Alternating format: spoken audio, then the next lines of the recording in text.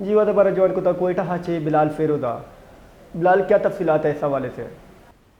کی طرح بلوچستان کے صوبائی دارالحکومت کوئٹہ میں بھی جو ہے جماعت اسلامی اور انجمن تاجران کے اشتراک سے جو ہے آج شہر بھر میں شٹر ڈاؤن ہڑتال کی جا رہی ہے، اور آج صبح سے ہی کچھ جو ہے کوئٹہ کے تمام چھوٹے بڑے کاروباری مراکز یا دکانیں جو ہے وہ بند نظر آ رہی ہیں، جبکہ آج شہر میں ٹریفک کا لوڈ بھی کافی کم ہے اور شہر میں معمول کے مطابق رش بھی نہیں دکھائی دے رہا۔ اس کے علاوہ شہر میں آج مختلف مقامات سے تاجروں کی جانب سے جو ہے احتجاجی ریلیاں بھی نکالی جا رہی ہیں، جو کہ ایف بی آر اور حکومت کے خلاف جو ہے نعرے بازی کرتے دکھائی دے رہے ہیں۔ مطالبات کی بات کی جائے تو صوبہ بلوچستان میں جو حالیہ دہشت گردی کے واقعات ہوئے ہیں، بد امنی ہے، قانون نافذ کرنے والے اداروں کی ناکامی ہے، ساتھ ہی ساتھ مہنگائی، بجلی کی بڑھتی ہوئی قیمتیں اور ٹیکسز میں اضافے کے خلاف جو ہے یہ احتجاجی سلسلہ شروع کیا گیا ہے۔ تاجروں کا کہنا ہے کہ دوسرے ممالک میں جو ہے تاجروں کو ریلیف دیا جاتا ہے، جبکہ پاکستان میں تاجروں کے اوپر ہی بوجھ ڈالا جا رہا ہے، جس کی وجہ سے جو ہے اکثر تاجر حضرات جو ہے ملک چھوڑ کر دوسرے ملک جانے پر مجبور ہیں،